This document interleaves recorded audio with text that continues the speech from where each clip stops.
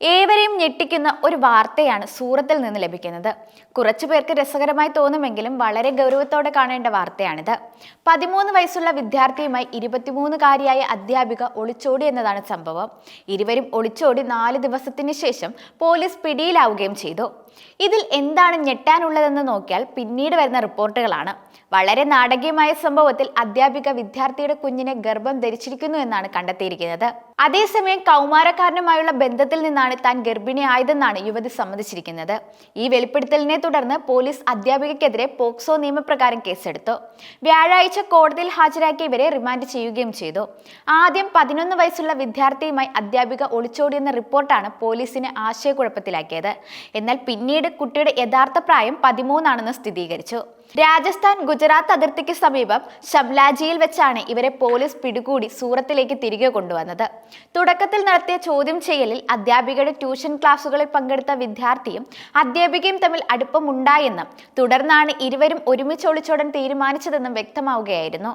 സൂറത്തിൽ നിന്ന് ഏപ്രിൽ 25-ന് കാണാതായ അധ്യാപികയും വിദ്യാർത്ഥിയെയും ബുധനാഴ്ച പുലർച്ചെയാണ് ഗുജറാത്ത് രാജസ്ഥാൻ അതിർത്തിക്ക് സമീപം കണ്ടെത്തിയത്.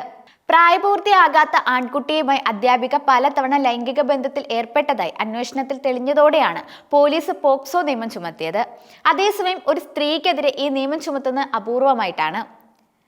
റായ്ഗഡ് ഗ്രാമത്തിന് സമീപം വെച്ചാണ് ഇവരെ പോലീസ് അറസ്റ്റ് ചെയ്തത്. സൂറത്തിൽ നിന്ന് പുറപ്പെട്ട ശേഷം ഇരുവരും വഡോദര, അഹമ്മദാബാദ്, ജയ്പൂർ, ഡൽഹി, വൃന്ദാവൻ എന്നിവിടങ്ങളിൽ സഞ്ചരിച്ചിരുന്നു. ഒടുവിൽ രത്തൻപൂർ അതിർത്തിക്ക് സമീപം ഒരു സ്വകാര്യ ബസ്സിൽ നിന്നാണ് പോലീസ് ഇവരെ പിടികൂടിയത്. ആൺകുട്ടിയുടെ രക്ഷിതാക്കളുടെ പരാതിയിൽ പൂനെ പോലീസ് തട്ടിക്കൊണ്ടുപോകലിന് കേസ് രജിസ്റ്റർ ചെയ്തിരുന്നു.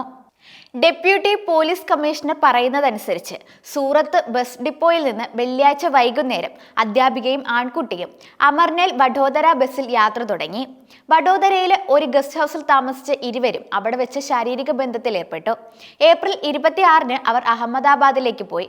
അവിടെ കങ്കാരിയ തടാകം സന്ദർശിച്ച ശേഷം രാത്രി ജയ്പൂരിലേക്ക് പോകുന്ന സ്ലീപ്പർ ബസ്സിൽ യാത്രയായി.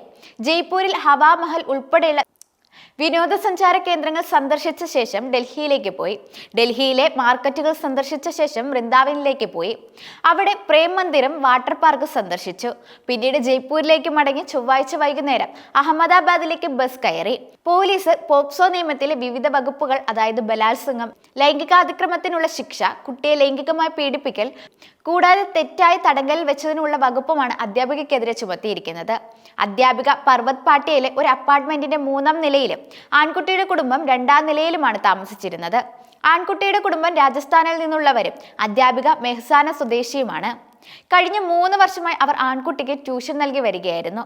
അതേസമയം 2 ദിവസം മുന്നെയാണ് പോക്സോ കേസുമായി ബന്ധപ്പെട്ട് ശ്രദ്ധേയമായ ഉത്തരവുമായി മദ്രാസ് ഹൈക്കോടതി വന്നത്.